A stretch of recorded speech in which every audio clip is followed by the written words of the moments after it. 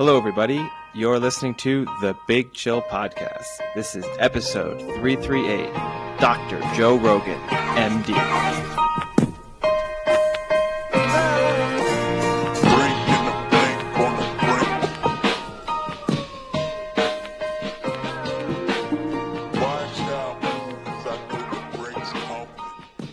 Hello, Big Chillians. Welcome back to the Big Chill Podcast.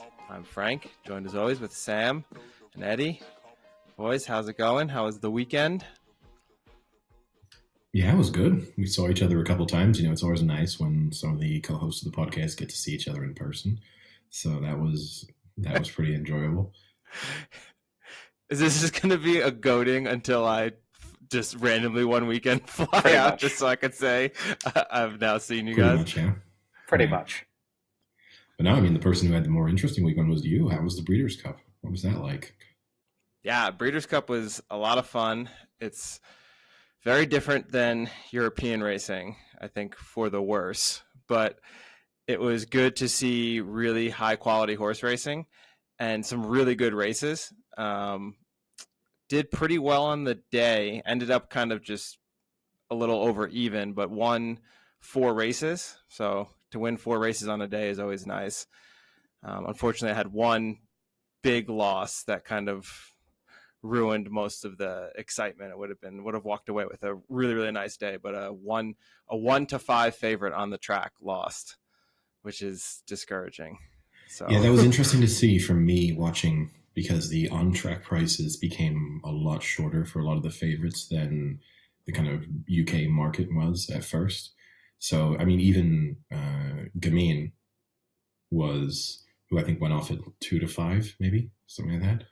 2-5. Yeah. Also lost. Which was the talking point, I guess, because obviously there's a controversy there that it seems to put in good performances when rigorous drug testing is not going on, and then when rigorous drug testing is taking place, all of a sudden it's not that good of a horse.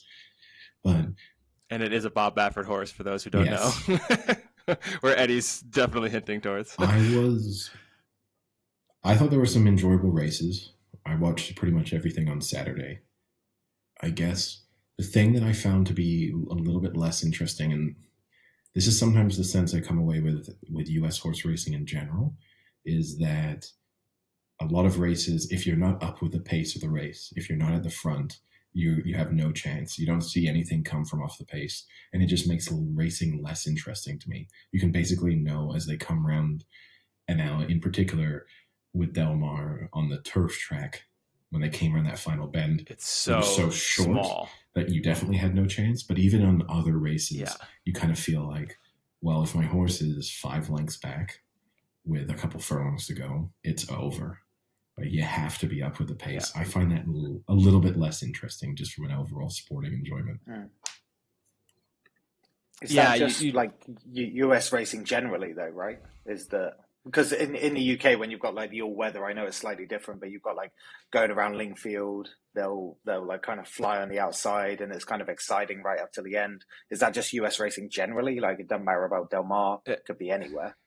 It's a little bit of both. I think you see in the States, there's a lot of more front running horses that once they get the lead, they're so used to it and accustomed to it that they just never give up the lead. There's a lot more like wire to wire in American horse racing. And I think that could be kind of bred into the horse a little bit, like the mentality. But they were saying that Del Mar makes Chester look like Ascot with how small it was. Like they were saying, like, even horses who would go on Chester and be like, oh my God, it's so narrow, it's so tight. It was worse than that. So it's definitely a place where you need to be out in front. And look, it worked for some horses. And, that was one of the ones that I was more confident in was Golden Powell, because Golden Powell raced and, it's a Wesley Ward horse and they love to shoot to the front, and I had told someone there, even I said, like every Wesley Ward horse I've ever seen just shoots right to the front. And this is a race where whatever one of his gets to the front, I would really think that they're going to hold it. And Golden Powell just dominated that race. That was super impressive. I mean, he just bolted out and then just cruised home. So that was a pretty cool one to watch. But there were some good horses coming late on to catch at the wire. there were a few pretty exciting races, like Yabir and the Turf. That was pretty crazy. I have with Buick winning 3 on the 2 days. No, I mean, great weekend for Charlie Appleby. So overall, and Buick. yeah, I mean, just wonderful weekend for him. I guess Yabir winning, it makes it a little bit tough for me to look at it as this Breeders' Club Classic and to try and think of it as being a really meaningful result. And then to see a horse like Yabir win, who's a good horse, but I wouldn't exactly say I put Yabir into any kind of top class discussion. So, and the downside is it's the end of the season. It kind of falls into that category a little bit with Ascot Champions Day, where there's a lot of horses who turn up even though they know they don't really have much of a chance. I mean, you think basically every horse that was heavily involved in the ARC, if they go there, they kind of know that their race may have already been run, but it does. Like Tarnawa, who clearly looked gassed. But it does. Yes. I do struggle to listen to the commentators talk about it as if this is Yabir, now one of the greatest 1.5 mile horses in the world. It's like, man, it's not though. Yeah. Well, the interesting thing with Yabir is, you don't see it in England because it's a gelding, so it can't run in all those group races, which is why it's been over in America most of this year, which was a point that a lot of people like podcasts I were listening to were saying, it's tough to judge that horse because it can't race against the normal European competition because it can't be entered. So, that was one of the ones that they said you'll have to see. It'll probably stay in America and continue to race in America and see if it can do well there. But yeah, that race in particular was kind of disappointing. Space Blues won. That was good to see. That's a high quality horse and finished up on top. But that was I think that could have been the only turf result that was pretty strange. The other one was Love's Only You was the Japanese horse, with Love finishing 4th. But, a lot of people were really high on Love's Only You. It had good form too. I mean, it was 3rd in that classic behind Mischief and in Dubai. So, that's pretty solid form. But yeah, it was fun. I mean, the dirt races are what kill you because I don't know enough about the American horses and I have to trust what people tip and it never usually works. So those are some of the tough ones. Culturally, how did you feel it was then from the overall experience on track? It's a mixed bag. So here, I'll go through a few things. One, food and drink is outrageous. It was expensive or $15 for a beer, I wouldn't even call it a pint. I would just call it a plastic cup full of beer was $15. A can was $12, and you got like 2 or 3 more ounces in the draft. So when you mean mix, when you mean can, you mean like a tall boy, or like a 33 centiliter? I do not mean a tall boy. A 33 centiliter standard. Yes. Can. Okay. Yes. All right. Cool. Like a standard can, like a 12 pack. Like you'd go to the store and get a 6 or a 12 pack. Yeah, not like the big 4-pack tall boys. No. So I figured in that case, I might as well go the mixed drink route. And I eventually found someone who had, because we got there early, got there like 10:30. So I eventually found someone who had champagne. And I was like, all right, maybe I'll do like a mimosa or something like that. So the mimosa was $23. That was the only one of those I got. That's a weird default drink to go to. But, because because 10:30 in the morning, and obviously like a Pimm's would be great. They don't have Pimm's, and the other drinks were like, do you want? I mean, I hate Bloody Marys. That was the other big thing they were promoting. So at that point, it was like, do you want a whiskey and Coke at 10:30 in the morning, or do you want like a mimosa and like drop in some triple sec?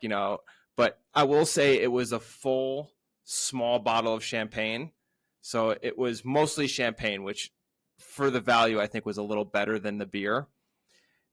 The other then option was a regular mixed drink was a double shot for $23, which was then kind of what I had, like 1 or 2 of those. But I mean, how much can you drink without spending your entire betting allowance? Yeah, you have 6 5 drinks, nearly here. €200. Yeah, well, $200. What about the food? What kind of selections do you get? So the food, they had the general like crap concession stand food if you wanted, like the hot dogs, pretzels, things like that. But then they had more upscale things like you would see at Ascot.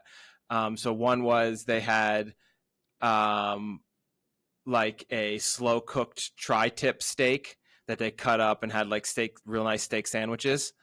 That's what we ended up getting. They had a really cool thing, which at the beginning of the day was neat, but towards the end got a little gross, is they had a guy with a massive tuna. I mean, like a 200-pound tuna in front of him, and he was cutting it up like fresh and then putting it into like tuna poke or like sushi.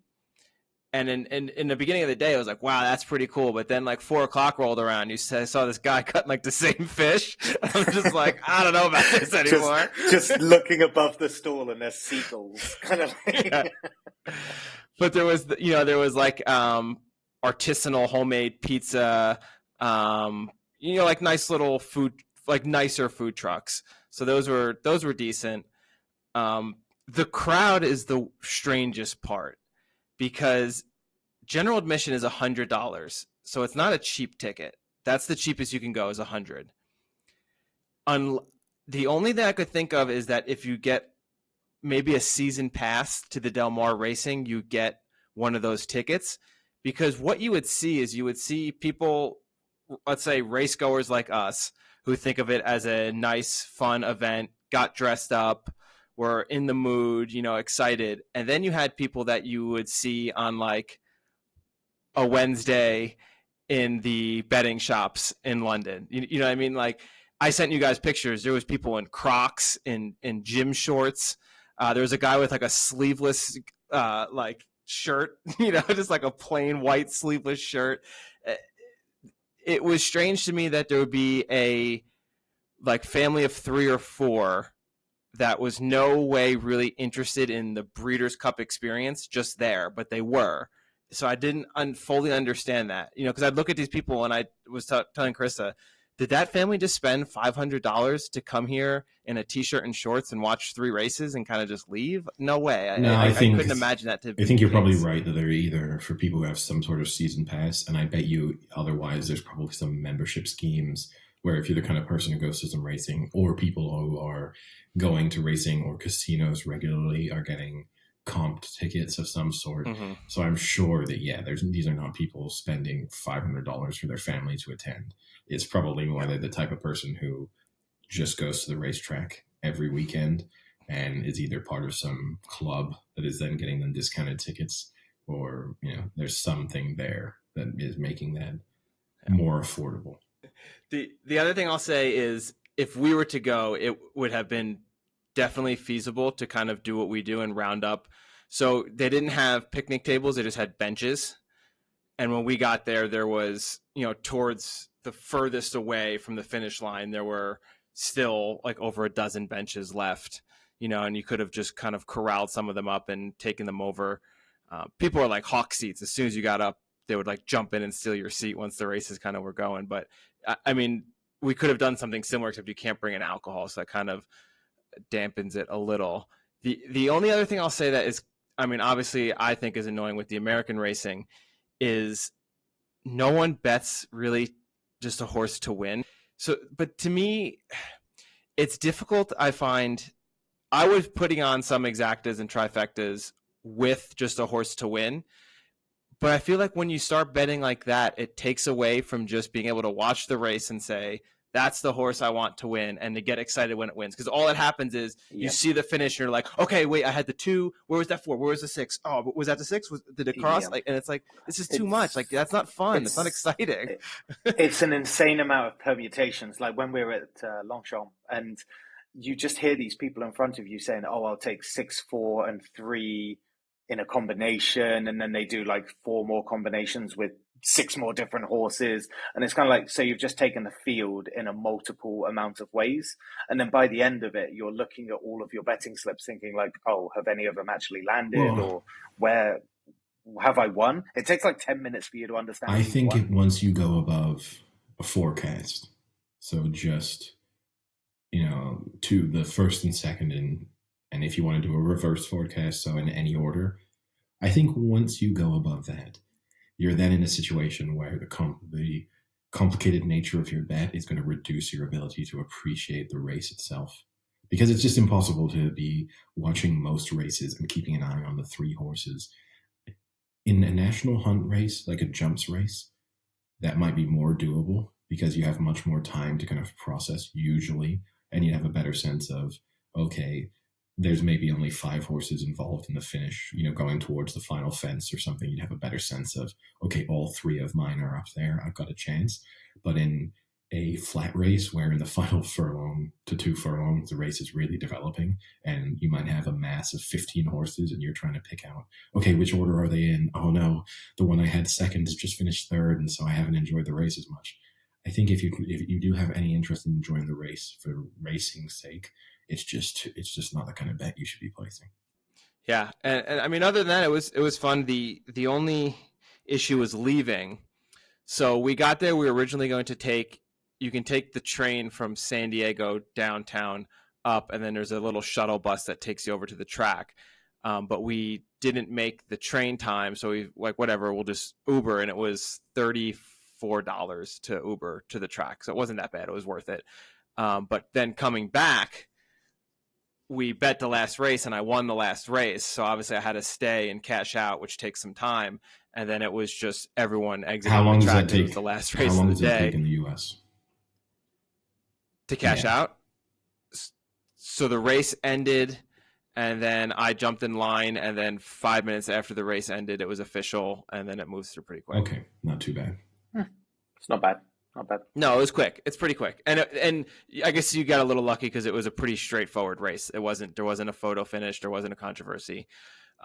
So we then shuffled out and I thought about just getting the train back, but I really wasn't sure of how it worked because we hadn't done it in the morning and I didn't want to risk getting in the wrong line or getting the wrong shuttle to somewhere else, like not to the station. So I was like, screw it. Let's go to the rideshare area and Uber. And it was just pandemonium. Like imagine Royal Ascot, like as people were funneling into the train, except now they're funneled into like a little outdoor holding cell and then trying to call Ubers and Lyfts. It was out of control. You're trying to leave any major sporting event or concert and thinking you're going to get an Uber. That never goes well. Yeah, no. We got one in 25 minutes, which was pretty good. When you said rideshare, is it the case that they all funnel into this one area and then just randomly get assigned shared Ubers? Or? So it was like basically they had 6 lanes and they were labeled A, B, C, D, E with 15 spots in each lane. And what they would do is they would let all the Ubers come in, fill up all the lanes, then they would stop the Ubers from coming in and then literally open the gates like they're animals and let the humans out to get to the cars that they had, so for instance, if you had your Uber, they would say like, I'm at spot A12 and then you would let out and they would all get in the cars. They would wait 10 minutes for everyone to get in, then let all the cars go out and then replace them and then do the process over. But no one was told any of this. And I mean, I wasn't really drunk at all. I was pretty sober, so I understood what was going on. But there's people literally jumping the dividers, just running out, and they're like, "No, we'll call you. But my Uber is right there." And they're like, "We know. Like, just give us a minute." But no one was being told. It was chaos, just straight chaos. People were walking up just with $100 bills, just asking Ubers, to take them. It was a mess. We saw 3 accidents with people like Ubers trying to pull out with other Ubers just rear-ending them. A guy got out and just threw up all over his Uber. That was a pretty good one. And then demanded to get back in the Uber. He then demanded to get back in the Uber. Would you do it? I mean, if you were offered like $100 Uber driver, you would just cancel the trip, right? And take the $100. I mean, no. It kind of feels like... you could get the trip was $50 alone. Yeah. And you can get in trouble for it. I mean, I'm sure you're going to have to pay a penalty fine. You're going to have to like pay a fee because of you canceling a ride. Your rating gets hurt.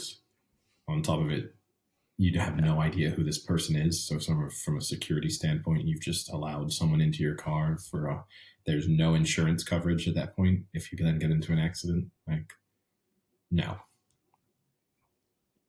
But I will say in that time of us getting to the Uber and getting the Uber, I saw Bobby Flay walked by us with his family and everyone was like, "Hey, Bobby!" And he was like waving as he was like getting into his private limo and just giving us all the finger probably. I saw 2 of the ITV announcers were getting into limos like right next to us, and then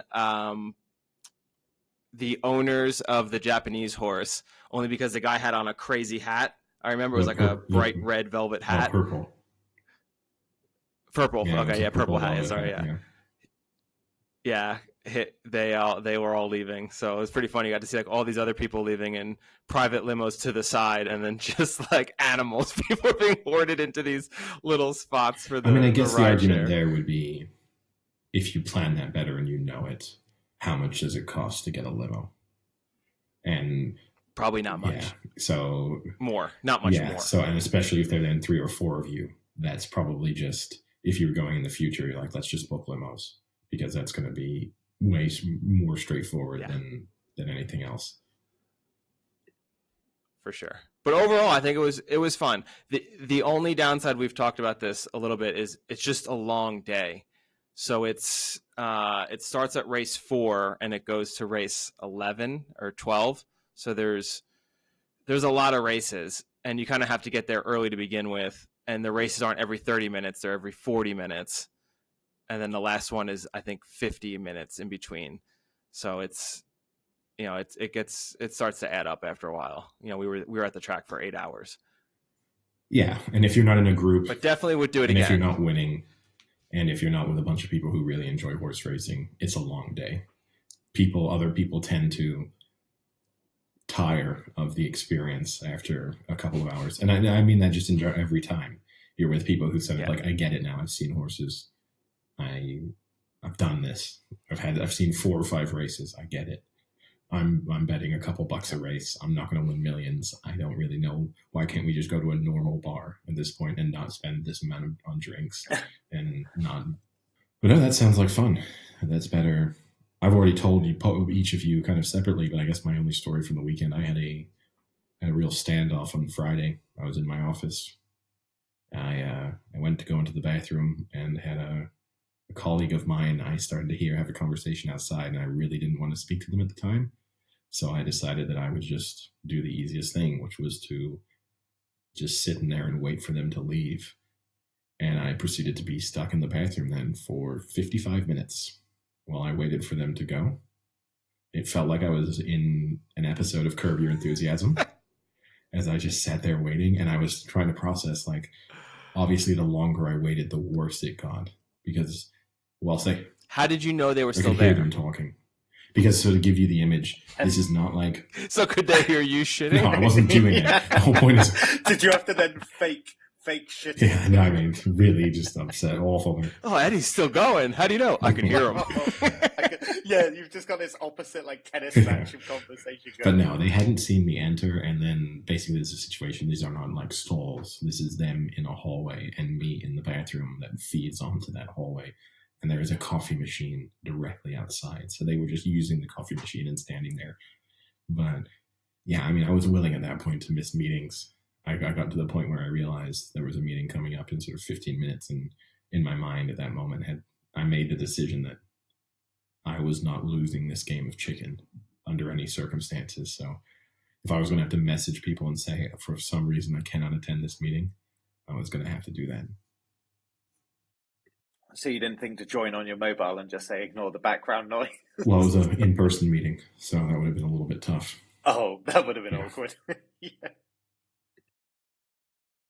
So you obviously did this for like 55 minutes or whatever it was. Like, was there a point like 10 minutes in where you were like, do I commit? Did you have like checkpoints where you were like, do I leave now? I think the 10-minute point was the moment when I realized just it was going to be really awkward if I came out. From that point on, if I came out, it was going to lead to some weird looks as to, oh my God, you've been in the bathroom for a long time. So, especially because they hadn't seen me go in, right? So they just stood there for 10 minutes and then seen me leave. So then they had to think to themselves, how long was he even in there before we got here? So certainly once it got to like the 20, 30-minute mark, there was no way I was leaving. Like that was my day. If they were if they were just going to have coffee for the rest of the afternoon, I was just going to sit in the bathroom until 7, 8 o'clock on Friday night. Did you have your phone battery at? Yeah, I was going to say, did you have anything with you, like a battery charger or? No, I mean, it's 55 minutes, guys. My phone's not that. No, my phone was all right. I was charged enough that was not a risk. So Did you have headphones? yes. So Oh, that's clutch. I wasn't Clutch. using them because I needed to listen because I was really trying to make sure because what I didn't want to risk was a second group come. So I needed to know as soon as there was silence and I knew people were gone, I had to leave. So Why do people congregate outside your bathroom? Why is that the meeting because point? it's where the coffee machine is. It's just that simple. Why is the coffee machine right by the bathroom door? That doesn't sound sanitary. Nice and hygienic. Just people walking out using the coffee machine. It's a very good question. When people walk out, they still got the water on their hands, and they're like flicking their hands in the air, just getting it into the coffee. That's pots. even the worst part. The soap dispenser in the men's bathroom doesn't work. So on top of it too, you get to make it, and once you realize that, you get to make a real judgment of people who come out because they have two options. They can either then go into the women's bathroom to get soap, which is what most people do, or I don't know why this still bothers me. There's obviously hand sanitizer in the hallway, so you can go and give yourself just some hand sanitizer and clean your hands. That still kind of bothers me. Well, Sam, what's your story of the weekend? I tell you what, I don't really have one. I've been in Paris for the weekend. The only thing I've realized is that I got surprised today that apparently Paris flats don't need smoke detectors. That's not true. So this one doesn't. What it doesn't need is not the same as doesn't have. Legally, they're required to have them. So legally, they're required. Okay. See, there we go. Yeah. Okay. So this one doesn't. You should have both a smoke detector and a gas detector. Both of those should be required in your apartment. Does France have the smell in the gas, so you can smell it? You can definitely smell it when there's a gas leak. Yeah. Okay. Yeah. But yeah, sure. you. I mean, it's a lot. But yeah, you have to still. That's one of my favorite, ideas everyone ever had. To put. Was to add that smell. To make gas smell. Yeah.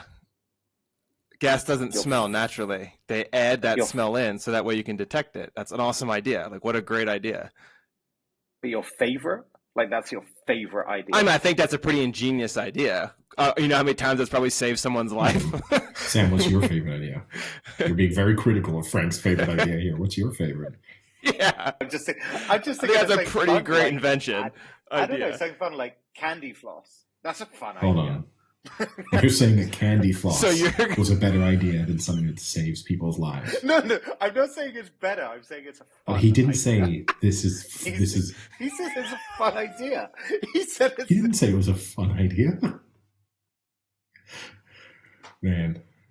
Now, speaking of original ideas, maybe we can transition onto a sporting topic.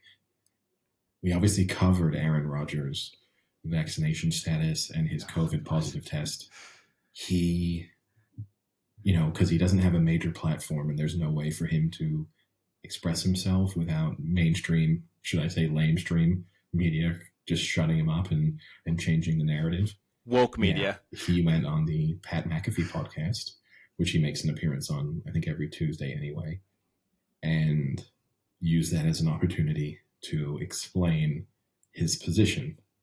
Frank, obviously, I think you will have heard most, if not all, of that conversation. Sam, you probably haven't, but we've got some audio here. Now, the initial bit of audio I'm about to play for you is how Aaron Rodgers decided to start the conversation, which I think we could just summarize before it goes. He just played conservative anti-vaxxer bingo for around 50 seconds. Yeah, wait, before you play it, I just want to stress, Sam, this is the opening thing he says. It's, hey, Aaron, welcome to the show. And then this is what he jumps right into. I realize I'm in the crosshairs of the woke mob right now. So before my final nail gets put in my cancel culture casket, I think I'd like to set the record straight on so many of the blatant lies that are out there about myself right now. And I appreciate the opportunity to tell my side of the story on here. first of all, I didn't lie in the initial press conference. During that time, it was a very, witch hunt that was going on across the league, where everybody in the media was so concerned about who was vaccinated and who wasn't, and what that meant, and who was being selfish, and who would talk about it, and what it meant if they said it's a personal decision. They shouldn't have to disclose their own medical information and whatnot. And at the time, my plan was to say that I've been immunized. It wasn't some sort of ruse or lie. It was the truth. And I'll get into the whole immunization in a second. But had there been a follow-up to my statement that I've been immunized, I would have responded. Nothing is better than that for me. Nothing is better than not telling the whole truth and flipping it on the other person. If you'd asked a better question, you would have got the full answer. I love that as a move. I mean, wasn't the question, are you vaccinated? Yes. And he said, I'm immunized. I'm immunized. So I love the idea of saying the plan was to say I'm immunized as well. But it wasn't a ruse. Scenario. It wasn't a ruse. It was a plan. Yeah, it's not a ruse. When you get asked a yes or no question, it's not a ruse to respond with a completely different phrasing instead of saying yes or no. Also, that's insane. You're an idiot for answering a yes or no question with a yes or no. If you go back to how he actually answered the original question, he gets asked if he's vaccinated, and he actually says, yes, I'm immunized. He actually says yes first. So he kind of answers the yes and no, and then gives a vague additional bit of detail, which he thinks then has qualified his answer to a greater degree. I just love that the idea of, hey, I didn't lie. I know people have me in a press conference saying clearly misleading information, but I didn't lie. But I want to address all these blatant lies that are out there about me. It's like, hold on here. You've lied. You've been caught in it. And now your response is, and just the throwing in woke, cancel culture, witch hunt. I mean, it's appealing to an audience who actually don't care at all about the substance of what he's saying. He's hitting all of the keywords to satisfy them and to get them on his side, regardless of what it is he's actually done. Yep. Which it worked. I saw so many people with Facebook posts supporting Aaron Rodgers for supporting him for, I don't even know what they're supporting him for. That's the crazy part. But anyway, the question, what bothered me from that was clearly the Pat McAfee show has the audio and the video from the original interview. And at that point, they could have done some sort of journalistic integrity move and said, well, here's what you said originally. But because Pat McAfee is the biggest ass kisser in the planet and obviously doesn't want to lose his biggest guest of the Tuesday, Aaron Rodgers, he just completely lets it go as if, come on. If Aaron Rodgers told us he was going to come on the podcast every Tuesday, and then we probably don't challenge him. So, there is a reality there that I do understand, but you are right that he is choosing this as the only platform where he is going to express himself. And I mean, Pat McAfee opened it up by thanking him multiple times for coming on and saying, oh, it's great that you come on every Tuesday. You give people access into all these insights that they otherwise wouldn't have. And, it's so great to have you on. Oh, Aaron, it's so great to have you on. It's really so great to have you on. And now please explain your position on this really controversial topic. Obviously, you're not going to be challenged very much by us. So I agree with you. It's a shame. It would have been nice to have a bit of integrity and maybe push back a little bit. But at the same time, I'm not going to be hypocritical if we had an NFL player who was consistently coming on every week, and as a result, our podcast was growing at a rapid rate that it otherwise would not have. We maybe don't ask the same hard-hitting questions that we think we would. So there's a reality there, but do we want to move on to the second quote where he then explains the logic behind his statement? That was going to be my point. Yeah, I'd like to hear how the immunization versus vaccination is a thing. I'm not, some sort of anti-vax flat earther. I am somebody who's a critical thinker. You guys know me. I march to the beat of my own drum. I consulted with a now good friend of mine, Joe Rogan, after he got COVID, and I've been doing a lot of the stuff that he recommended in his podcasts. I've been taking monoclonal antibodies, ivermectin, zinc, vitamin C and D, HCQ. I believe strongly in bodily autonomy and the ability to make choices for your body, not to have to acquiesce to some woke culture or crazed, group of individuals who say you have to do something. The great MLK said that you have a moral obligation to object to unjust rules and rules that make no sense. I remember learning that quote when I was a kid, when my history teacher first, social studies teacher first told me. The great MLK once said, dude. I remember that. He started all of his speeches like that. Dude, I have a dream that one day all of those little dudes and dudettes. Yeah, I mean, there's so much wrong with that statement, but the idea that like a group of individuals, like you don't have to listen to them, it's like the governments of the world and the World Health Organization are just groups of individuals in this scenario. It's crazy, like what they can get away with in saying what they have. It's dangerous. See, now, my biggest takeaway was his recommendations from Dr. Joe Rogan. That's who he goes to. This is a guy who has access to probably the top doctors in the entire Well, let's world. be real. He does. Any Actually, phone call here's what I want to say. He doesn't. He doesn't when it comes to, but like the leading immunologists working on, when it comes to this pandemic, are not picking up Aaron Rodgers' phone call. Now, does he have access? Oh, I bet you he could go to University of Wisconsin, find the top immunologist researcher there, and they would be more than flattered to help out Aaron Rodgers and give him 10 minutes of advice. Come on. This guy hosted Jeopardy. But here's the thing is, I actually want to kill that logic that he could have access to the top medical researchers in any particular field if he wanted to. He could undoubtedly have access to a lot of people who would be very well informed.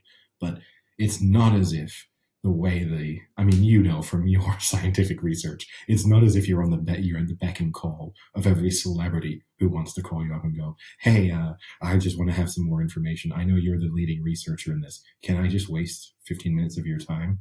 I mean, you'd probably be flattered the first. If Aaron Rodgers wanted 15 minutes of my time, I would gladly give it to him. You see my point, though. He undoubtedly has access to a lot of... And this actually bothers me. Okay, let's just say he has access to very good doctors. And, how about that? And this is what bothers me. It's because at first, a week ago when he spoke about it, he talked about submitting some 50 pages worth of research to the NFL that he and his medical team had done. So for that, now I'm sure he actually did that. But the fact that he marches to the beat of his own drum and he's not some sheeple, he just gets his advice from the most popular podcaster in the world. I mean, how does that make you an independent thinker? I don't understand. It's just, I mean, what's the independent thinking about the fact that, the person I listened to wasn't someone with a qualified degree or any experience. It was just a really, really famous, popular person. Oh, what an independent thinker you are. I like how some of the things he takes as well, like zinc, vitamin D, is like, I'm pretty sure they're pretty healthy requirements anyway.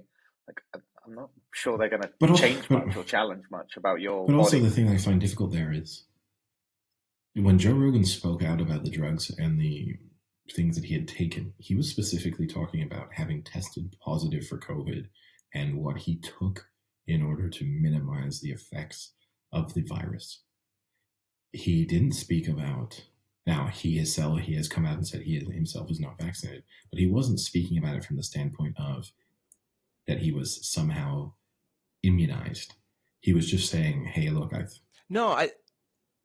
I think Rodgers was saying once he tested positive, he reached out to Rogan. Right, but my point is, the discussion here isn't really about, hey, Aaron, how are you recovering from your positive COVID test? Oh, the yeah. I see what you're saying. You're immunized, right? Why aren't you vaccinated? And so his answer to that is, you know how I'm immunized? Because I found the best course of treatment to take once you test positive. It's like, well, that has nothing to do with being immunized. And those are two very different discussions, and you've moved on very swiftly from your original statement to being, hey, I did a lot of research to figure out how I could best deal with my positive test. So, I mean, just overall, it's really painful. He's just playing this kind of conservative bingo and saying woke and cancel culture and saying independent thinker as if that's somehow. I mean, I just want to know, does Aaron Rodgers do this for every bit of medical advice he's been given over the course of his career? Every time someone in the Green Bay Packers medical team gives him a painkiller, does he say, hey, I'm not going to take this just now. I marched to the beat of my own drum. I'm going to go away and do several weeks of research and see who I can find. And if I prefer their advice, I'm going to do it. If he's that consistent, I'm fine with it. But if he has gone through... So you can imagine that with like an ankle injury, when he's like, look, I was immunized against ankle injuries. Now I've got an ankle injury. What I'm doing is I spoke to this random guy and he told me about all this stuff for an ankle injury. And none of these like stupid individuals of woke culture and the media can tell me about this ankle injury. It's like, you know what? If you do that, fine. But you can't really pick and choose of which this is. Hey, Joe Rogan, did you ever sprain an ankle? But that would make more... How did you recover from it? That would make more sense, because at least Joe Rogan is someone who was a reasonably successful athlete at one point in his life and has dedicated so much of his life to fitness. So if you want to get advice from Joe Rogan on how to recover from an ankle injury, I'd actually be okay with that, because I'm going to guess that Joe Rogan has had ankle injuries and has a pretty good understanding of the course of treatment that you can have to deal with an ankle sprain. But he's never done any significant research into a virus. This is the issue. And so this independent research, it's just, hey, can I Google something, watch some YouTube videos? That's your independent research. As if the people out there actually doing research are part of some larger conspiracy theory. I also hate that he kind of took a shot at Kyrie Irving there, because Kyrie Irving, who's obviously been flat earther. That's a direct shot at Kyrie. What did that have to do I'm not that dumb. I'm not that dumb like Kyrie the flat earther. Because Kyrie Irving previously had said that the world was flat, but he then backtracked and basically said he was showing how the kind of certain statements, showing how dumb he is. Certain statements travel faster than others. This is his claim. But yeah, that's a direct. What a good and also this witch hunt. What witch hunt is he talking about? All of these very openly unvaccinated quarterbacks, yeah, they got some criticism, but they're all playing. Kirk Cousins is playing every weekend. Lamar Jackson's playing every weekend. Josh Allen's playing every weekend. And no one's saying anything about it. No one's bothering them or witch hunting because them. They at least had the integrity. No one's trying to burn them at the stake. They had the integrity to say, hey, I'm not going to get vaccinated. As a result of that, they got a little bit of flack with people questioning whether or not they knew they were making an informed or correct decision. And from that moment on, kind of moved on. It's like, well, if you're going to follow the protocols, fine. But Aaron Rodgers didn't want that criticism, and then also didn't follow all of the protocols. And then now, I mean, he really wants his cake and to eat it too. It's just so dumb. Now, I don't know if you heard Tom Brady's response to Aaron Rodgers' issue, because he then was on, he does the NFL Network, I think Tuesdays or something, with Larry Fitzgerald. And I don't know if he meant it to be kind of like a tongue-in-cheek joke, but he basically said, who am I to tell anybody what they can and can't put in their bodies?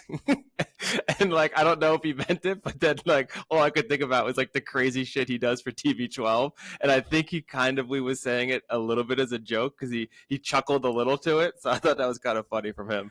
But then also, again, and I agree with you, but the difference is Tom Brady tells you what to put in your body based on what he thinks can help you feel good, be in good shape, have your body be flexible and supple, whatever adjectives he wants to use for the things that helps him be the most efficient quarterback out there.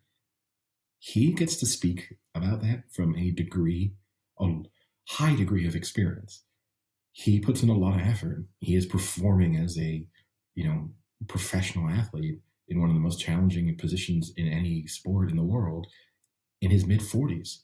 So if Tom Brady wants to sit down and go, hey, these are the ways a lot of people can improve their diet because I've been able to maintain my own physical fitness well beyond most people would have thought to be my physical prime, I'll listen to that.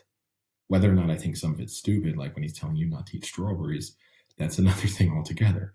But he's not telling you, oh, hey, you have cancer? Well, I'm Tom Brady and I've won multiple Super Bowls, and here's how you can deal with your cancer. Like, there's a huge difference there. If Aaron Rodgers wants to give me advice on how to stay in shape, I'll listen to him all day long. I just don't want to listen to him talk about how I can prepare my body to deal with a virus. But based off of what he listened to on a Joe Rogan podcast that No, he no, could they're also good friends. listen to. I'm sure Joe Rogan gave him some Okay. additional advice. but yeah, no, I mean, it's now. I guess we can move on a little bit. When we went into this weekend, it was a weekend of NFL upsets. Just, I mean, a crazy weekend in terms of what happened from a results perspective. Maybe as the starting point, last week I spoke to you about the Manning cast curse, and we then discussed the idea that the Duca curse and the Manning cast curse were about to combine, and that maybe Josh Allen should just sit this week out because he was the quarterback that made the appearance on Monday Night Football a week ago.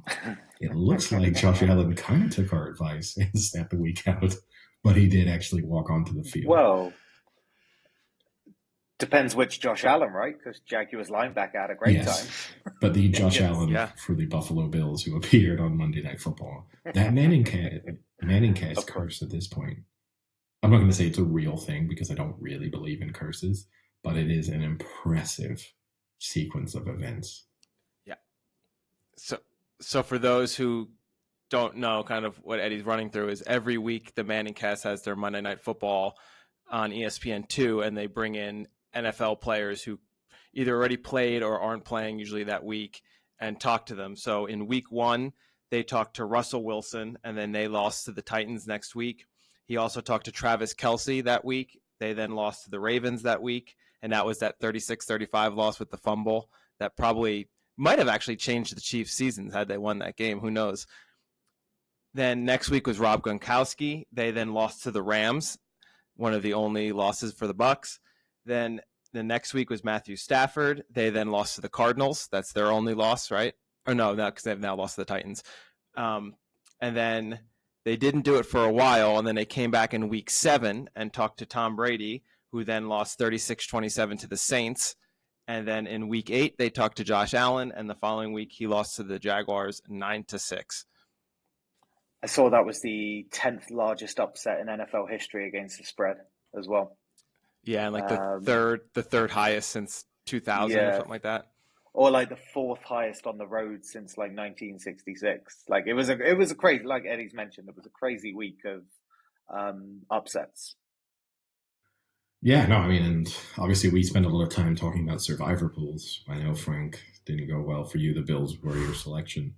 In general, this is a weekend that just ripped through most survivor pools. I mean, there were a lot of what on paper looked like incredibly safe picks that took people out. And a few more people who will have survived a couple, if you might have had the Ravens, for example, and thought that was like the smart pick of the week, and you only got through that by the skin of your teeth. So, yeah, just across the board on that Sunday, just absolute carnage. So my survivor pool had 140 contestants left, and ours is a little different than other ones in that you can pick the same team week to week. So it's not a one and done survivor pool. It went from 140-ish people. It is now down to 7 people in 1 week. That is the largest cut I've ever seen in a survivor pool. And the teams that won, for people who are still in it, were the Kansas City Chiefs, the Baltimore Ravens, and the Pittsburgh Steelers. So they could have all lost. Yes. There was a chance that the survivor pool would have picked back up because 140 people would have lost to the same week. I guess and the Chiefs. I mean, I took the Bills. I took the Bills, and I lost. And I sat and thought a little bit as to, was there another team I could have talked myself into? Did I make the stupid pick? Was it the wrong pick? And I mean, the only team I maybe maybe could have talked myself into, which is a stretch because I don't think they're that good, is the Patriots. Just because the Patriots versus Sam Darnold, and Sam Darnold is atrocious against them. And it was my bet of the week. They were in my bet of the week. So I'm not faking that. I was very confident in them. But would I take the Patriots, which are a mediocre team, against a Panthers team that may or may not have Christian McCaffrey back? Or do you take the Buffalo Bills, one of the best teams in the NFL, against the Jaguars? And on top of that, tell me the Jaguars score under 10 points. I mean, I think that's the other thing. I think I took the right pick. I think with the format of obviously my survivor pick was the Dolphins.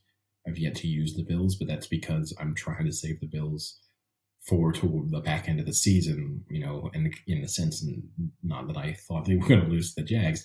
That strategy is paying off, and that these teams are getting killed off, and now I'm in a strong position on paper of having these teams, but I may get knocked out in the future when the Bills have another awful weekend. I think they're actually going to be my selection this weekend. But yeah, I mean, look, I think they were the heaviest favorite of the weekend. If you told yourself, if you could have gone into the future and the only bit of information you were told was the Jags had only scored 9 points, I mean, there's just no way you don't take the Bills. It's inconceivable that this offense at times has looked like an absolute powerhouse. And I mean, we discussed it in talking and previewing the game last Thursday. Yes, a week ago, they were 3-3 for a while, but it's just hard to imagine them going through 4 quarters where they don't kick into gear at some point, and then there's going to be a quarter with 14 to 21 points all of a sudden. And I mean, Sam and I were watching the game together, and as I was watching it, that was kind of what I was expecting. I was like, yeah, this is funny. The Bills are in a struggle here, but midway through the third, you start to think, yeah, but at some point they're just going to have 3 drives in a row, and all of a sudden this is going to be, 24-6, and they're going to cover the spread. And then, I mean, I also remember, I think it was to Sam saying the only moment I started to doubt that a little bit was when it was suddenly in the fourth quarter. And then you can kind of see how there's a momentum shift maybe from you have a bad first half but a good second half. But suddenly when you start to have 3 bad quarters, why is the switch going to suddenly flick on your final 2 or 3 possessions? That's when it started to become, they're in real trouble. But I mean, it's Urban Meyer's first win as NFL head coach in the USA. So congratulations to him. Yeah. Nice. He's not. I mean, the thing is, like, do you start doubting Josh Allen? Like 2 pretty bum weeks against the Dolphins and Jaguars now. Like, do you start doubting him? I mean, he's still. His stats have come down a little bit. What was it like? Just under more to 6 earth from last year. 6 yards an attempt in those 2 games, or just under, like 5.7 or something like that. It was like, so you're not doubting him. Like, I guess what do you mean by doubting? Well, as in, a couple of games in, we started doubting the Chiefs when they kept doing this. Like, if the Dolphins have a 3rd game where it's of similar poor stats for Allen, like, are you doubting the Bills' kind of credentials? Credentials to do what? Win the Super Bowl? Yep. If they had a 3rd week in a row where they have, if they have 6 points this weekend or 9 points, then maybe you start to think it's a trend and not a blip. But the reality is, over the course of this season, their offenses looked really, really good. And then you can flip it and say that their defense still looks pretty good, which was actually one of the areas I doubted them coming into this season. So I think doubting as in, can I rule out that they have an absolute stinker in a round in the playoffs now? Probably not. Like if they're down 3-14 at halftime against a team, then you probably would start to think, I don't know if I can guarantee that this offense is going to get going at some point over the course of this game. I think that becomes a legitimate concern. But no, I don't think their season is going to go totally off the rails. They're still going to win that division. I know Patriots fans are getting really, really excited and starting to look at it and think, maybe we're going to win. I still think the Bills are going to win the division. I still think that they'll, at the very least, make the AFC championship game. Yeah. For me, no, I'm not doubting them at all. We can get into the Patriots later, but when we previewed the week's last podcast, I said that this is a must-win for the Patriots because there's a chance they don't win more than 2 to 3 games the rest of this season. Their schedule is stacked, and that's not to say that in the same sense they kind of control their own destiny because they play the Bills still twice. They haven't played the Bills yet once. They play a lot of high-caliber teams, so if they are that good, this is their chance to prove it. But I don't think they are, and I think they're going to end up, with the 500 record at best. But I don't doubt the Bills. I think they're good. I think what we're seeing here is every team is kind of doing this. Look at the Cowboys. I think they put up even worse performance against the Broncos. It's another team that we thought you couldn't stop them from scoring, and they weren't able to score at all, really. So the difficult part for me was you guys were at least able to watch the Bills struggle. I had to listen to it on the radio, and I had to listen to the Jaguars feed of the game. So I listened to most of the third and fourth quarter. I'll say this, Frank. We were in a bar that obviously it was primarily red zone. We saw very little of that game because obviously it was 9-6. Yeah. So nothing going on. Yeah. If anything, it was Bengals Browns that we saw the most of, kind of in that side of things. Well, let me tell you, the Jaguars might not have a good roster on the field, and that trickles its way up to the press conference and the press boxes because their announcers were something special. But the frustrating part was the last 4 drives they had, they would hit a 20 to 30 yard play. And even the announcers would go, uh-oh, here come the Bills. Allen to Diggs for 25 yards, and now they're in Jaguar territory. Oh, here we go. Here they come. And then it would just be stall every time, every drive. So it was so annoying to have to listen to these announcers feel that they're going to lose to kind of give you the hope that, like, these announcers know it's coming. And then they'd go ballistic when Josh Allen would get sacked by Josh Allen, and then that was it. I mean, I'll say it was kind of the same on my end, though. So obviously it wasn't getting much red zone coverage. I was following the game just on my phone. And so I was either flicking between the kind of ESPN play-by-play or just on Bet365 looking at what the odds were. And the odds did the same thing every drive, which it would be they'd start their drive and it was like Bills minus 3.5 in the fourth quarter. And then Bills minus 4.5, Bills minus 5.5, Bills minus 6.5, Bills minus 7.5, Bills minus 1.5. Like, this is what drive after drive had. And then there was the moment where it was suddenly Jags minus 1.5. Yeah, I mean, just not a good performance, but it was a weekend. In a sense, I think the Bills probably saved from a lot of the level of scrutiny that they might have had in the past, just off the basis that the Rams had a really bad weekend. The Cowboys had a really bad weekend. In some respects, I don't even know if the Bills kind of had the worst of it, because at least some part of their game was good. I mean, to me, the Cowboys is the more concerning one, because they couldn't stop the Broncos to save their lives, and their offense also looked awful. And there was a team that, for me, I've got a lot more question marks around than I do over the Bills. So for them, that was more concerning. Yeah, I mean, surprising ones all around, right? What was it? 7 of the 12 were underdogs that won the game, but there was different reasons. So you had, like, the Cowboys couldn't do anything against the Broncos. We've obviously spoken about the Bills, but then you had teams that kind of lost their star players that then performed really well. So you had the Titans, like, having a defense against the Rams, or the Rams doing nothing. Then you had kind of the Cardinals putting up a good performance with Murray, without Murray, with AJ Green, without anyone really. The Titans one was impressive for me, because when you look, they won their last 5, and who's it against? Like the Colts, the Chiefs, the Bills, the Ravens. Like, they played good. No, they've beaten some legitimate teams. They've gone through what on paper looked like a very difficult schedule, and they've come away with a lot of wins. And yet I still remain unconvinced as to what their future looks like without their star player. But, I mean, it's a statement win from them that their season is not over. Now, I think their ceiling just has been significantly reduced is the issue. But, yeah, that was good. I'll get it out of the way. The Niners were awful. Jimmy Garoppolo was awful. Niners Nation! Awful. Giving it to you straight here on Niners Nation. We can't actually... There is a thing called Niners Nation. We cannot actually just hijack there. But, no, I mean, awful. And Jimmy Garoppolo, that was one of the most frustrating quarterback performances I've ever watched. Sam and I were discussing it one moment, and Sam was like, but statistically, it doesn't look that bad. I was like, yeah, because it's all 28 for 40, 326, 2 TDs. It's statistically, and I said to Sam, the stat line at the end of the game is going to look okay. But he misses wide open receivers.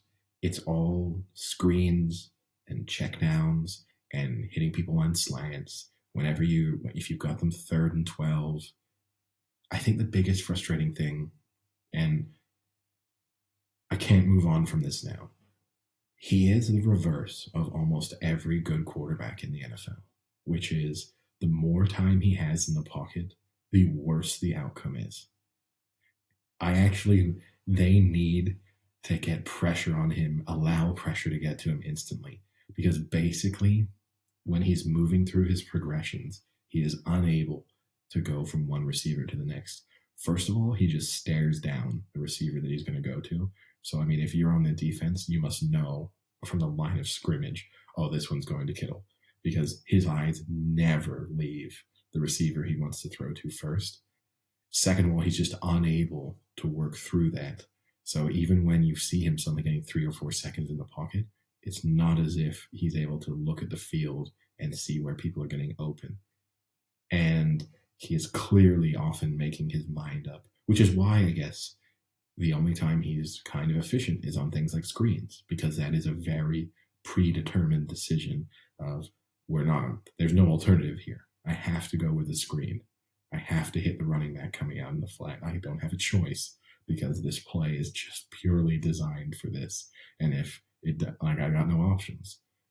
But I mean, there's moments he's just throwing. He's obviously made his mind up. This is going to Kittle, come rain or shine on this play.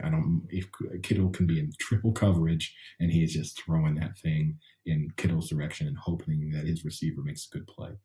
It is incredibly frustrating. That was an awful performance. I mean, just awful. To lose to Colt McCoy at home, that's just awful.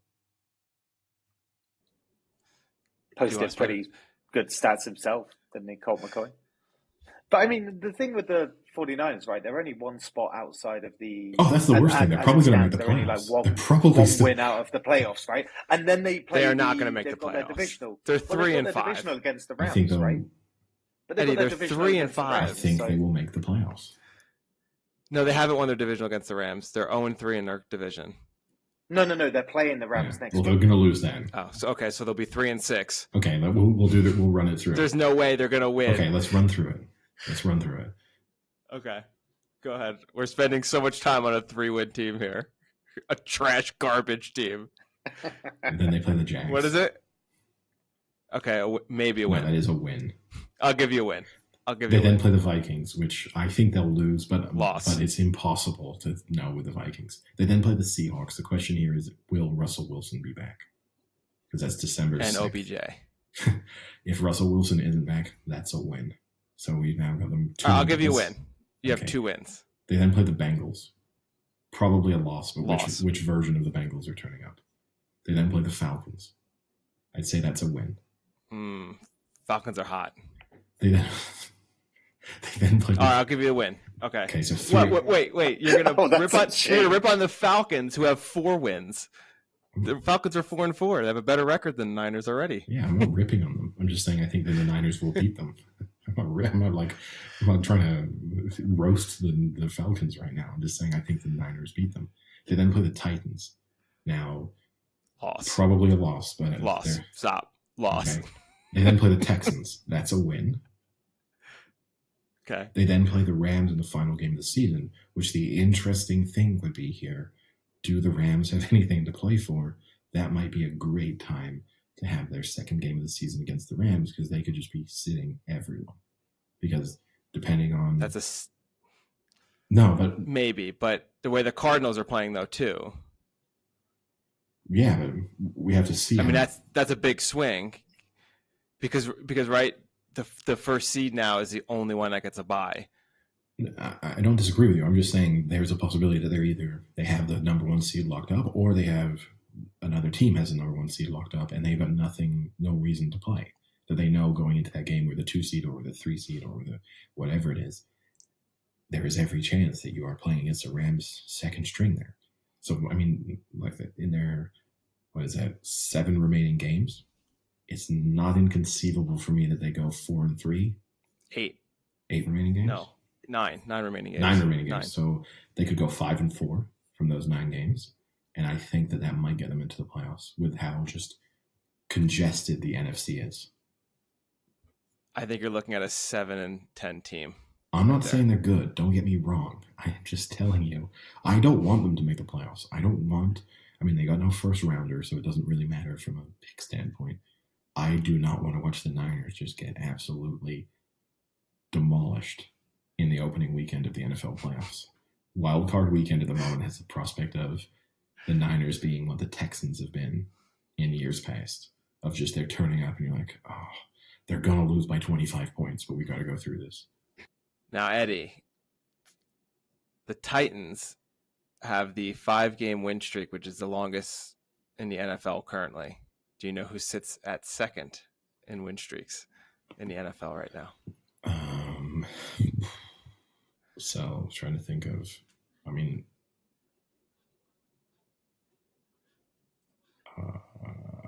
trying to think. So the Packers just lost. The Cardinals lost 2 weeks ago. Steelers? It could be the Steelers. My 5-3 Pittsburgh Steelers. Who are definitely making the playoffs. Who I do not think will make the playoffs. I am going to say the Steelers end up with 7 wins this season. This is they're doing the same thing that happened last year. You think they're only going to win? Go ahead. Their schedule is brutal. Brutal might be a stretch. So they play the Lions this week. That's a win. That's a win. Yep. Brutal They then play the Chargers. Are we sure the Chargers are that good? Loss. Okay. At Cincinnati, loss. Ravens, loss. At Minnesota, loss. Titans, loss. At Arrowhead, loss. Cleveland, loss. At Ravens, loss. So I don't know why you're convinced that the Chargers and the Bengals are still really good, even though they've put in pretty bad performance. Those are 2 teams who I've had massive reservations over for their beginnings. The Bengals are in a major question mark moment at this point, where which version of them do you believe in? Because they have had 2 atrocious performances in a row.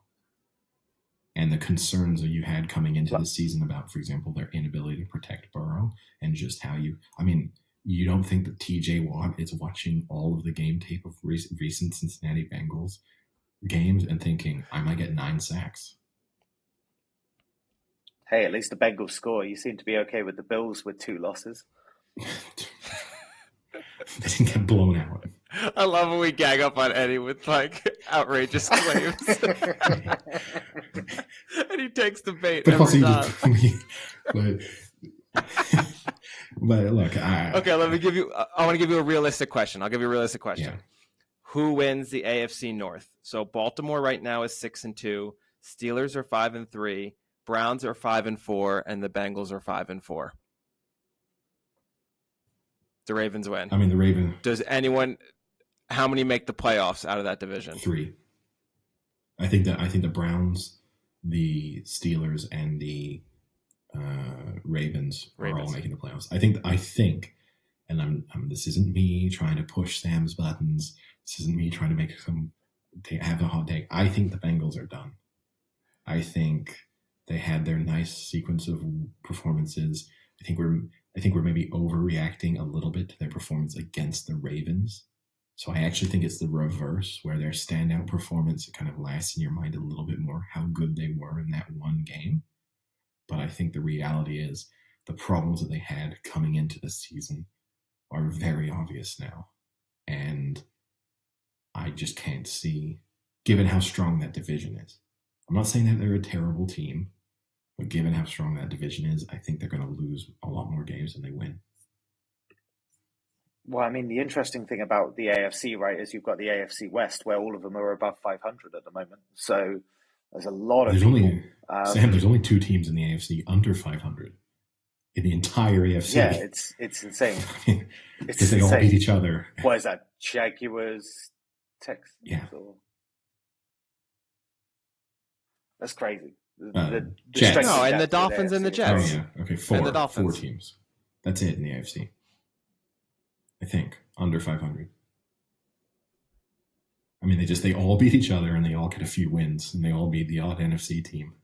But I mean, look, maybe all four of them could make the playoffs. I'm not going to rule that out. I just think, and I want to see one more Browns performance before I decide that ridding themselves of OBJ was enough to fix all of their problems, even though we know statistically when you do break it down, Baker Mayfield is way better without him, and their offense is way better without him. And that's not just in this game. It's insane. It's like every time he's not on the field, they are. I mean, Baker Mayfield's QBR without OBJ is like 35 points higher. So yeah, it's crazy. not. I know a lot of people are trying to make it out as if people are reacting to this single performance against the Bengals, but it's not. It's years of when has OBJ been injured? When has he not been on the field for a play? And you can look through all of it and just know they're a better team without him. And that's including the year that OBJ had 1,000 yards. I mean, it's not as if he hadn't had any good seasons with the Browns. He started off, he had a good season initially with the Browns that first year, I think it was. So even with those games, Baker Mayfield and the Browns as a whole are significantly better in every statistical category with him off the field. But yeah, we'll see where he lands up and ruins next. Yeah, I mean, I want to see with the Browns. This will be an interesting test this weekend. Browns Patriots. Obviously, this isn't the episode where we do our predictions, but Browns Patriots will be an interesting test of both of those teams. Where do we stand a little bit, and has this Browns team got over a hump? Is this Patriots team kind of legit? We'll know a lot more. I say we know a lot more. The nature of this season is every time we start to feel as if we know something happens and then we feel like we don't.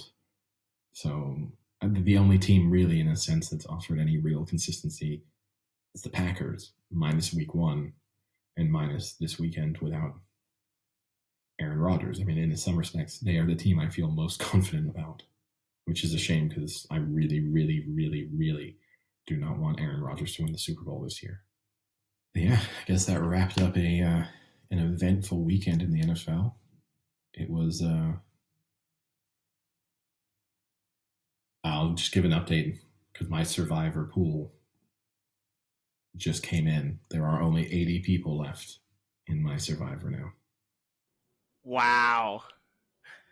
You're in going it to now. Arizona. Now it begins. Now the real challenge begins. 80 people from the original. I can't wait to get paid and never see you again. Yeah. So well over 50% of the remaining entries went out last weekend. And again, a bunch of people, the next most popular picks that made it through, the Steelers were the second most popular. So they've kind of got lucky on that game.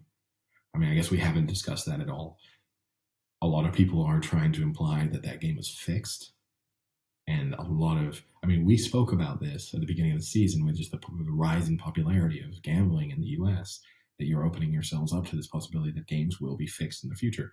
I don't think it was a fixed. I think it was just some questionable officiating. I think the call that got the most attention, which is the taunting penalty on a third down stop late in the game. I kind of think it was taunting. I don't think it's the softest taunting call we're going to get all week, all season. Ooh, Eddie, this is one we agree on. It was 150% a taunting penalty according to the rules. Is it a soft rule? Yes. Have that been said a million times already? Yes. But was it taunting? 100% a taunting penalty. He sacks the quarterback, does like a jump flying kick in the air celebration, which was fine. And then instead of walking towards his sideline, he takes 10 steps towards the Steelers sideline, stops, puffs his chest out, and stares at the entire sideline. That is the definition of a taunt. When you are getting into someone's face or like confronting someone, that is exactly what the penalty is. He was taunting the entire sideline. He was also, there's no need for him to walk towards them, stare them down, and puff his chest out. He was also, penalty, 100%. He was also saying stuff. And what I thought was interesting in the announcers, commentators, whatever you want to call them, in the coverage of the game, they reacted to it and they're, he's not taunting the punter. Like, this was their reaction to it. He's talking to the sideline. Yeah. It's like, yeah, the Steelers sideline. It's not as if the Steelers, he's talking to his own sideline. He can't get called for taunting. It's not as if you can only taunt the punter. Like, he's made a big play, and then he's the one making big statement. I mean, to me, he didn't taunt the punter. He just called Mike Tomlin a little pussy. Exactly. What's wrong with that? And the only thing that then bails him out is the ref, the official, kind of sticking out his butt to initiate contact as he goes by. So weird. Yeah. Very strange. He basically slightly grinded him and then threw a flag. The phrase of the player saying he was hip checked is a bit of an exaggeration, because if you try and make that a hip check in the NHL, you're not making it far in the National Hockey League. And I also, he can't be bailed out. The official was already going for the flag. So those people trying to say as if the flag was as a result of the contact made to him, and he was already reaching for the flag. And it's weird that he sticks his butt out in the direction. I would say he definitely, it was like the asshole move in the bar where you kind of want to bump someone, but you don't really want anything to start. Yeah. So you're kind of leaving yourself there. You know that they're going to walk into you, but you're going to still be able to say, I didn't do anything. He was doing that move, which is petulant, and he should get suspended for a week because it's a bad look. It's not a good look from an official, but at the same time, he was already reaching for his flag. The flag was for the taunting, and he definitely taunted the Steelers sideline. I mean, the worst was just the amount of calls the Bears had against them versus the Steelers. I think at one point it was 11 penalties for 120 yards versus 2 for 10 for the Steelers. It was a very drastic difference, and Justin Fields had complained several times that Big Ben got 2 or 3 roughing the passer calls and Fields wasn't getting any, and he was getting hit pretty hard back there. There was a sequence where Justin Fields got hit 3 times in a row after he released the ball. It wasn't a great look. I will say on the third time, if anyone wants to tell me that NFL players don't flop or dive, whichever word you want to use for it, go and look at Justin Fields, who gets hit and then honestly lays down like a starfish as if he's just died and kind of moves around for a second, holds that for a few seconds in the hope that a late flag's going to come, purely on the basis of an official seeing him down on the ground and deciding, I better throw a flag. But I mean, who cares really? They're 2 not very good teams. It's not like the Bears were all of a sudden going to make the playoffs. The outcome of that game is going to be inconsequential when it comes to the end of this season. And that doesn't mean that, look, if it's some larger conspiracy, that's not a good thing. And the overall quality of officiating over the course of this NFL season has not been good. So this was not the only game where we've seen bad officiating. Now, quickly, we very rarely talk about the NBA until we get to the playoffs. Did you see Jokic absolutely demolishing Morris at the end of the Nuggets game yesterday? I did not. And I will say the headlines I was seeing of it being absolutely vicious blindside, it was a very bad look. Extremely vicious is a bit of an NBA overstatement. He pushed him in the back with his shoulder, and the guy fell like a sack of potatoes. He shoulder barged him. Hard. With 7 seconds earlier, the guy pretty much did the same thing to his chest and shoulder pushed him, and Jokic just kind of stood there and took it. And this guy flopped six feet across the arena there. That was a bad look, right? It was a bad look. The bad look is when you see the slow-mo, he does get a proper whiplash, because obviously he doesn't know it's coming. But I do think it is one of those moments where it really reveals the NBA hold me back culture in fights. Jokic just demolishes a teammate and then stands there, and a bunch of the teammates all rush around but don't do anything. And then you have Jimmy Butler, once everyone's being separated, yelling meet me out 40 feet away. Meet me outside, let's go sort this out. I do love though, so that happens. Jimmy Butler is one of the first ones there in that surrounding part where they're all kind of yelling and screaming at each other. Doesn't really say much there, but then once Jokic is sitting on the bench and Butler's on the other side on the other bench, then he's screaming at him that he'll like kick his ass and to come outside and let's take this outside and finish this. Where was that when you were 2 feet from him right there? You could have finished it right there on the court. Well, like you had your chance. I don't know if he could have finished it, but he could have started. He could have done something. He could have, in the very least, even if you'd just given him a little push. I mean, Jokic just stood there like a zombie. Like Jokic can clearly, he's seen red, right? He's annoyed because they're up by 17. It's a dirty play. He's reacted to it. He's not happy. You can tell that Jokic instantly has gone like, oh, I've messed up, because he just stands there. Yeah. You can tell he's immediately back down to being not calm, but he knows he's not looking for some huge brawl. The Miami players all rush around. No one touches him. He just stands there like a statue. And then eventually he just walks over and sits down kind of calmly while everything gets, the decision as to whether or not he's being ejected is being made and all that. And then, when you have 100 people between you and 40 feet, it's the equivalent of someone doing something you do in a bar, not saying anything until they get kicked out. And then when you have the wall and some windows and some bouncers between you, suddenly talking a big game and being like, oh, I'll fuck you up. It's like you didn't say that when you were face to face 2 minutes ago. Yeah. For like the Spit and Chicklets podcast, they always say when NHL players do it, it's like their wires have crossed and they kind of just go like black out. That's kind of what he did. He got cheap shotted, his wires cross. He just demolishes him from behind, and then it kind of just comes back into focus, and you see the realization of him being, oh shit, I just had a really dirty play. Because even in his post-game conference, he even doesn't blatantly admit it, but he almost comes out directly and says like, yeah, I cheap shotted him. Like, I shouldn't have done that. That was stupid. That was definitely a cheap shot. It was dirty. Yeah. But now it always makes me laugh. The hold me back. Either talk a big game or don't. Like at some point you gotta do it. Go up and smack him. Big tree fall hard. And look, I give you credit. Calmer heads prevailing. I'm not encouraging massive brawls to break out in the middle of professional sporting events. So calmer heads prevailing is for the best of the sport and the best of the league and the best example to be sent to kids. So how that ended up being handled is the good way. It's just, don't try and pretend, meet me outside. Why? Because you're going to stab him outside the stadium? Like, what's going to happen? Like, I mean, I guess if it's a Raiders player, I might have taken it differently.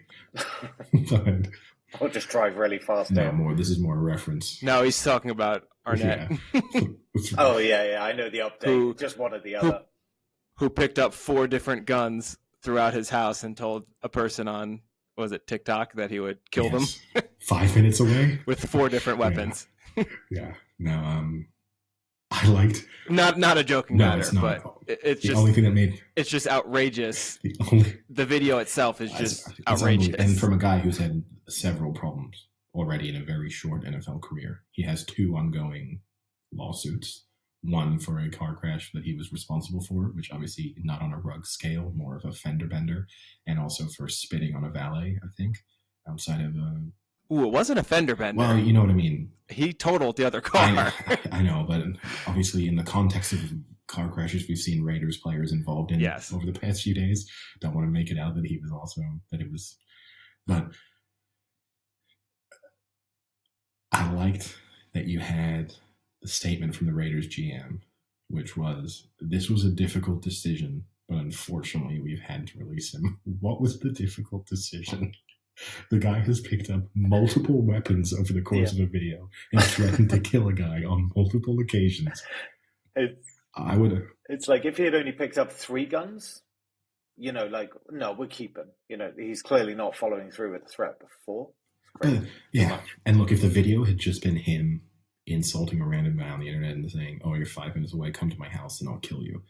Okay, you shouldn't get cut for that. It's stupid, and you should get a talking to from, hey, like, let's think about our image here, particularly in the context of recent events with the Raiders.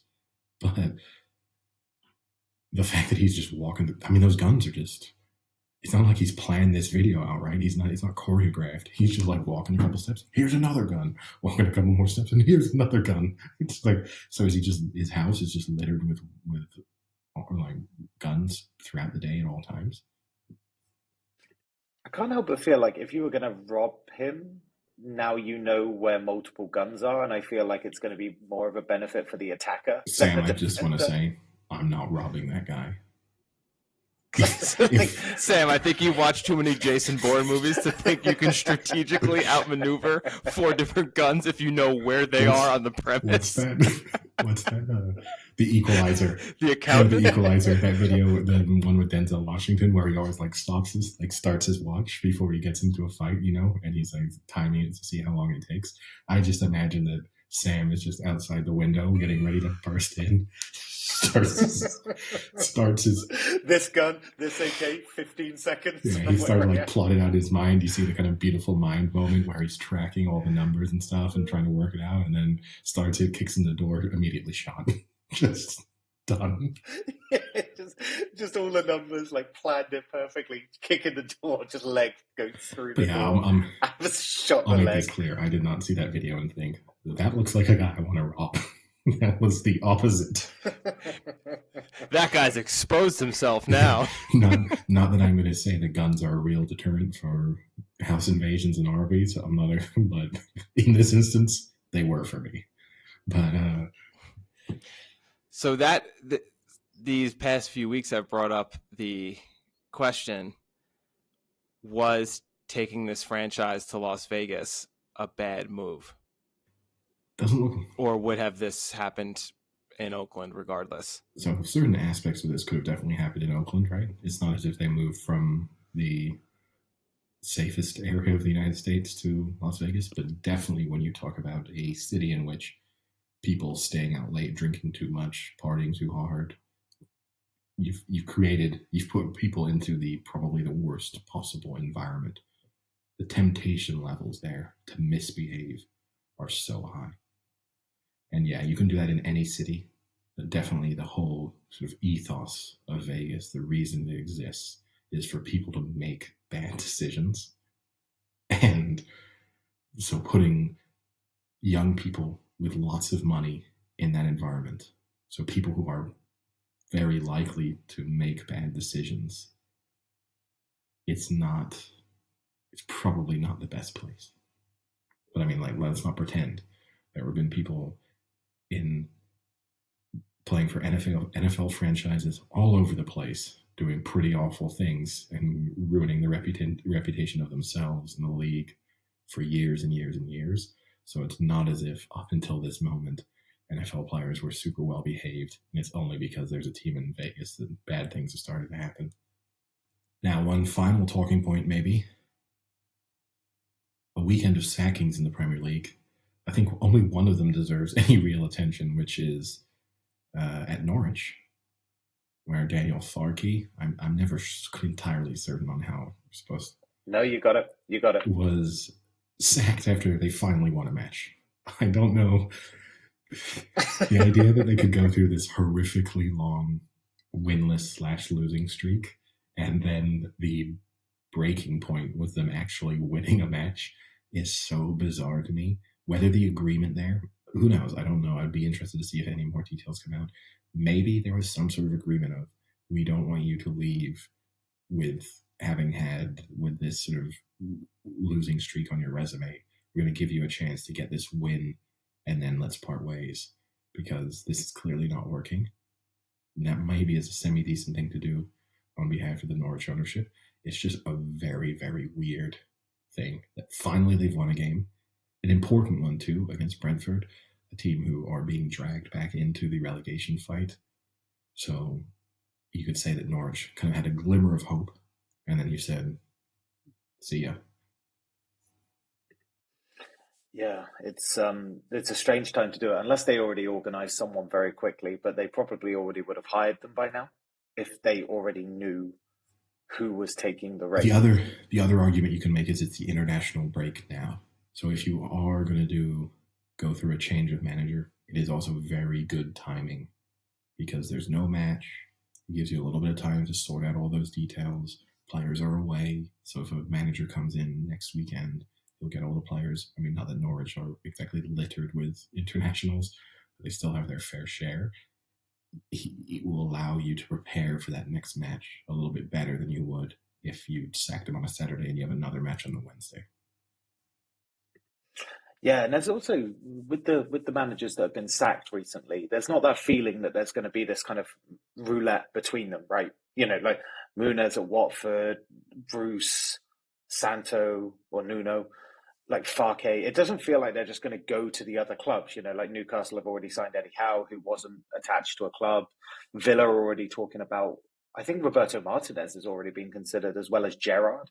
So it doesn't feel like it's just a manager roulette going on. It feels like different people coming from abroad, etc. I mean, I hate to say it, but I don't know what Norwich are the team that should be looking at someone like Steve Bruce or Sam Allardyce. That's who they need. They need someone who can come in and really like a keep them up, right the ship and get them to back to basics. As much as that football is painful to watch as someone who supported a club and went through the Sam Allardyce experience, it's not fun, but it is effective. And if you're a Norwich team that has not been doing the little things right, maybe you bring him in at least to just really, if they are going to go down either way. I mean, this is always a challenge. Doesn't Allardyce usually put that in his clauses anyway, that he basically goes if they are relegated? He does, but at the same time, he doesn't want to sign a 9-month contract. So it's a little bit of you put yourself in at the whim of the manager of, does Allardyce then look at the landscape and think, I'm not going to get a job anywhere else? So I do think it's tough. And if you're the Norwich owners, do you think we're going down? So are we better off trying to find a manager who we want for the next 3 years and not someone we're going to take for the next 6 months? What do you think of the Gerrard scenario with Villa? Because a lot of people have put him as a kind of long-term replacement for Klopp at Liverpool. But simultaneously, people are saying, well, you need to do something else before Liverpool. Is Villa the right kind of job? Or is it really just continuing to be, well, potentially dominant at Rangers and just continue to do what they're doing before Liverpool? You got to prove yourself in the Premier League. We've seen with Frank Lampard recently. You got to prove yourself in the Premier League because, I mean, he's doing a very good job at Rangers, but it's impossible to imagine him in some respects doing a better job. He's kind of already done as much good as he can do for his CV with Rangers. So you want to see someone come to the Premier League and deal with a different type of challenge. And then, yeah, it's much too early for him to be considered. We saw that with Lampard. I don't know. You've not used the word feeling at all, really, this podcast, Sam. What's your feeling about that? Have you got the soundbite lined up? What's your take? I mean, maybe I do. What's my take? Okay. Well, we'll find out in editing, won't we? I agree with you. I think the jump is too big. Look at Solskjaer as well, right? From like it doesn't work if you don't say feeling, Sam. I have a feeling. I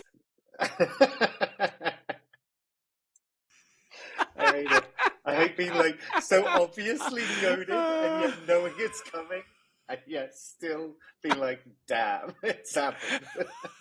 I like that so much. That's pretty good. Well, it's pretty good. No, it's too much of a jump. Like, you look at like Solskjaer's example from like, what is it, Cardiff, Mulder to Man U, and I feel like that's too much of a jump. Gerrard with Rangers, then going to Liverpool, considering their scenario, is too much of a jump. He needs to do something else to justify it. The Frank Lampard example is a good one as well. Yeah, it's not. I just think, what is it, like 5 managers have been sacked? Or like, it's almost like a quarter of the Premier League now has gone in like the last like 2 weeks or something like that. And let's be honest, a lot of them were to use a worse term, like the dead weight of sorts. Like, they never looked like they were going to be comfortable long-term managers at their respective clubs. I guess Nuno is the obvious. Yeah, the Spurs one is the surprising one. I don't think any of the others were surprising. Like, Dean Smith is like, well, okay, 2018 is actually probably, it feels like he's been there too long. Like, almost got some kind of brownie points from bringing them up from struggling in the Championship to where they are now. But no. For me, it's too soon with Gerrard, and he needs to go somewhere else. And I actually think Villa's the perfect one. Do it in the Premier League, do it well, do it consistent, and do it with a bit of money, in a way. See what you do in the transfer market, see what you do with money, see what you do with like a potential policy to go like international. I've got a little non-sports related topic. I don't know if you saw, but Arby's, who's got the meats, now apparently has the alcohol. They are set to release an Arby's vodka. It is a French fry flavored vodka. 2 flavors. They're curly fry and crinkle fry vodka. Wait, you can buy this by the bottle, or do you buy it as like a vodka tonic? You buy the bottle Arby's? for $60 is the retail price of the bottle. I'm really trying to wrap my head around the appeal there. I think it's just a publicity stunt. It has to be. I mean, right? I can't imagine they honestly think this is going to take off. People are really stupid. I mean, is it like you get involved because you know it's probably going to end pretty quickly? You get a bottle of it, 20 years time you sell it, and you get money? Is it a collector's thing? Is it a collector's thing? Yeah, 20 years from now, that's going to be worth a lot of money. It's an 80-proof potato-based vodka that's infused with crinkle and curly fry flavor. So Arby's fans can enjoy our menu from bag to bottle. Or maybe even the bottle in a bag. Curly fry. Just curly fries floating in the vodka. It's just hard. Spiced. It's hard for me to imagine the taste of a fry of any sort being strong enough to really influence the taste of vodka, if you see what I mean. Like flavored vodkas, for the most part, one of two things either happens. Either it's a very faint flavor, usually, or you've significantly weakened the vodka to just have a nicer taste. Those are kind of the only 2 ways you can go. And it's difficult for me to imagine a relatively strong vodka that then has it's just going to taste as if you just ate fries and now you're doing a shot of vodka. I mean, that's basically what. You could do this yourself. Just go to a bar, order a plate of fries, stick a couple in your mouth, chew them really quickly, and then down a shot of vodka, and that's probably better than the experience you're going to get from this. Maybe that's how it was invented. Cheaper as well at $60.